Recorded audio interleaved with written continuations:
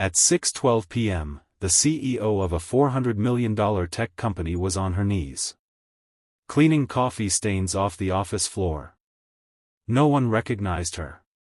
Not the interns laughing near the elevators. Not the managers arguing in conference room B. Not even the security guard who had worked there for 3 years. Because tonight, she wasn't the CEO. She was the janitor.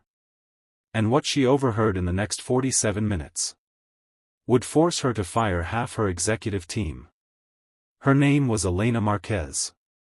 At 34 years old, she built one of the fastest-growing AI logistics companies in Texas, Nexora Systems, out of a tiny 2-bedroom apartment in Austin. 3 funding rounds. 2 acquisitions. Over 200 employees. But something felt wrong. Revenue was climbing. Productivity reports looked fine. But employee turnover? Exploding. And the anonymous HR complaints? Disturbing. Elena had learned something growing up in San Antonio. If you want the truth, don't ask for it.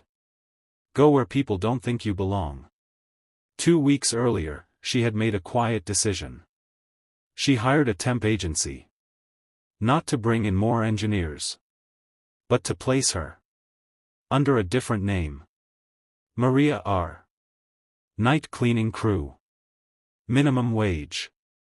No makeup. Hair tucked into a cap. Oversized janitor uniform. Her board would have called it reckless. Her COO would have called it unnecessary.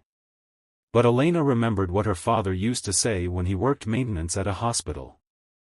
You learn more pushing a mop than sitting in a boardroom. Tonight was her 3rd shift. And she was about to learn more than she ever expected.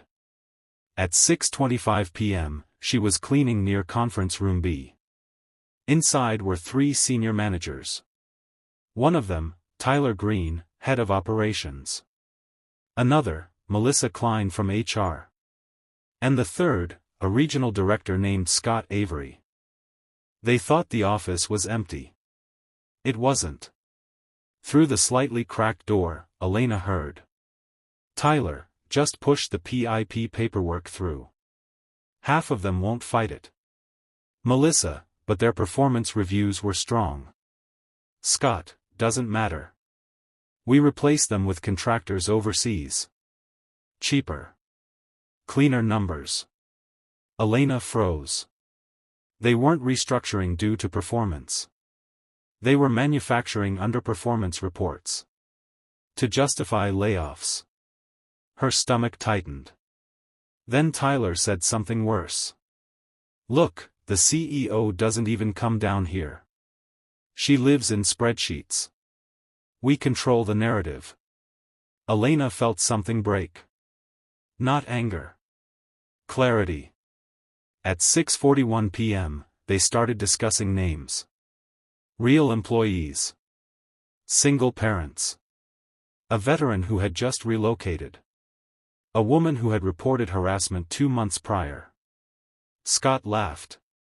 Once they're gone, morale complaints disappear too. Elena's hands trembled against the mop handle. For months, she thought growth pressure was hurting culture. Instead, it was leadership rot. Then came the final blow. Tyler leaned back in his chair and said, "If the board ever audits this, we'll just blame market conditions. Everyone's cutting staff. Look at Amazon, Google, Meta. It's normal." They were hiding inside headlines.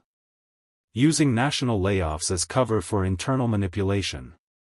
Elena quietly pulled out her phone in her apron pocket. Voice memo on.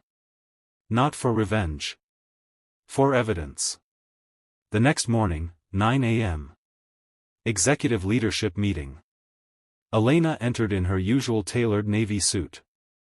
Hair down. Composed. Calm. Tyler smiled confidently. Scott sipped coffee. Melissa avoided eye contact. Elena connected her phone to the conference room speakers. No introduction. No warning. She pressed play. The room filled with their own voices. Every word. Every laugh. Every strategy to falsify documentation. No one spoke for 43 seconds. Tyler's face drained of color. Scott tried to interrupt. Elena raised her hand. Don't. Silence. Then she said.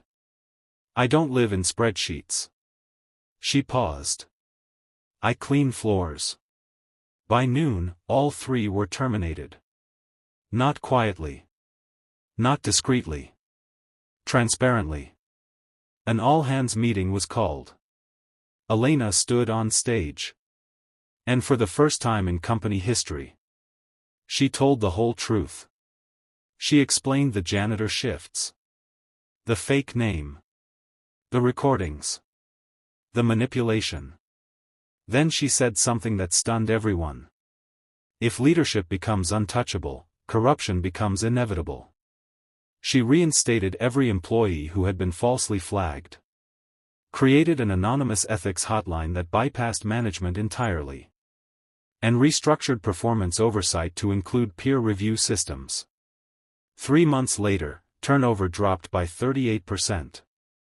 Employee satisfaction scores hit record highs. But that wasn't what mattered most. At 6:15 p.m. on a random Thursday, Elena was still in the building. Mop in hand. Not undercover anymore. Just present. Because she realized something powerful. Respect isn't demanded from the top down. It's built from the ground up. Here's the real question. If you walked into your workplace tonight, and no one knew who you were, what would you hear? And would you be proud of it?